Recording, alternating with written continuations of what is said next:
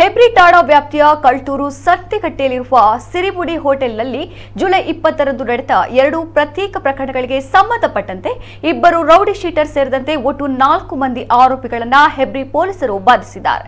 Rowdy ಶೀಟರ್ಗಳಾದ Srikanth Kulal ಮತ್ತು ಸದಾನಂದ ಪೂಜಾರಿ ಎಂಬುವರು ಸಂತೋಷ್ ನಾಯ್ಕ ಎಂಬುವರೊಂದಿಗೆ ಸೇರಿಕೊಂಡು ರೌಡಿ ರಾಜೇಶ್ ನಾಯ್ಕನಿಗೆ ಮಾರಣಾಂತಿಕವಾಗಿ ಹಲ್ಲೆ ಮಾಡಿದ್ದರು. ತೀವ್ರವಾಗಿ ಗಾಯಗೊಂಡ ರಾಜೇಶ್ ನಾಯ್ಕ್ ಉಡುಪಿ ಜಿಲ್ಲಾ ಸರ್ಕಾರಿ ಆಸ್ಪತ್ರೆಯಲ್ಲಿ ಚಿಕಿತ್ಸೆ ಪಡೆಯುತ್ತಿದ್ದರು.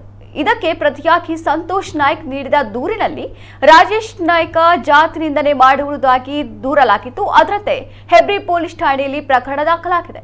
ಕೊಲೆ ಯತ್ನ ಪ್ರಕರಣದಲ್ಲಿ ಕಲ್ಟೂರು ಗ್ರಾಮದ ಸಂತೆಕಟ್ಟೆಯ ಶ್ರೀಕಾಂತ್ ಕುಲಾಲ್, ಕೆಂಜೂರಿನ ಸಂತೋಷ ನಾಯ್ಕ, ಸಂತೆಕಟ್ಟೆಯ ಸದಾನಂದ ಪೂಜಾರಿ ಎಂಬುವರನ್ನ ಪೊಲೀಸರು ಬಂಧಿಸಿದ್ದಾರೆ.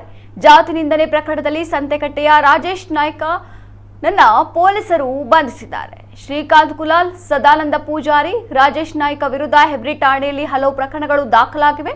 ಎಲ್ಲ ಆರೋಪಿಗಳನ್ನ ನ್ಯಾಯಾಲಯದ ಮುಂದೆ ಹಾಜರುಪಡಿಸಿ ನ್ಯಾಯಾಂಗ ಬಂಧನಕ್ಕೆ ಒಪ್ಪಿಸಲಾಗಿದೆ.